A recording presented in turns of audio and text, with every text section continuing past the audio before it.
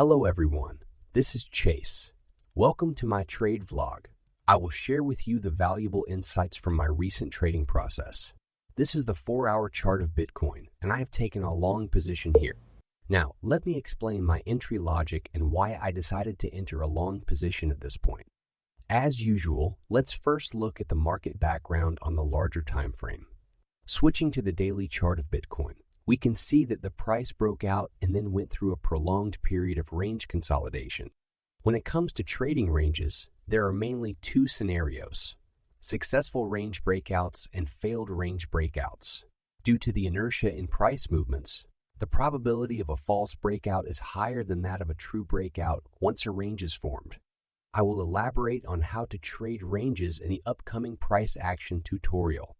Before we proceed, you can conduct a retrospective analysis on the smaller time frame, specifically focusing on the top and bottom boundaries of the range.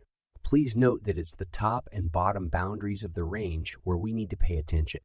The middle area of the range is the most chaotic in terms of price action, with a 50-50 probability of upward or downward breakouts. Therefore, it is not advisable to engage in trading during this middle section.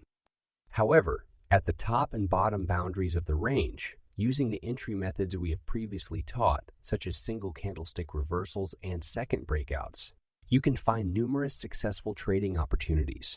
We are particularly focused on this false breakout. Many people like to enter the market on breakouts, that is, directly entering when the price surpasses the previous wave's high point. However, I personally almost never enter on rapid breakouts. Why? Because rapid breakouts within a range can easily lead to momentum exhaustion and trap traders. During a range breakout, no one knows whether it will succeed or fail. If someone can accurately predict the success or failure of a breakout during the process, they would likely be listed on the world's wealth ranking within 20 years.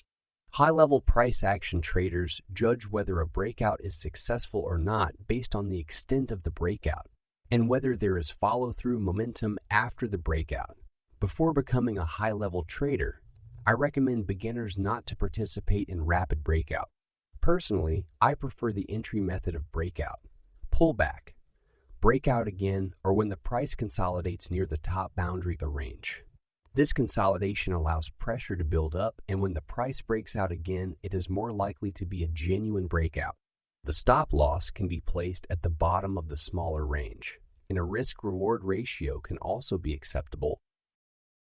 The price made a strong breakout from a converging triangle structure and then formed a small range consolidation pattern. The market shifted from a large consolidation range to a smaller one. As I mentioned earlier, it's not advisable to participate when the price reaches the middle of a range. Subsequently, the price continued to break, but we could clearly feel that the breakout amplitude was smaller, indicating a weakening of bearish momentum. The subsequent retest of the bottom also confirmed this logic as the price only slightly breached the previous low. And I emphasize, it was just a slight breach. Now, let's focus on this particular candlestick, straightforward and clear. It was a second breakout to the upside, and I entered a long position directly when the price surpassed the high of the previous candlestick.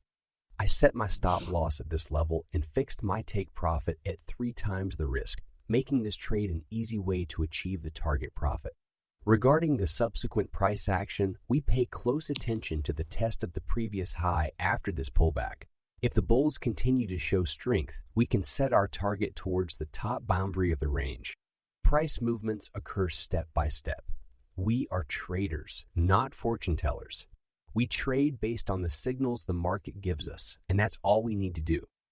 All right, that's for today's video. And if you like this content, please like, comment, and subscribe so you won't miss out, and I'll see you in the next video.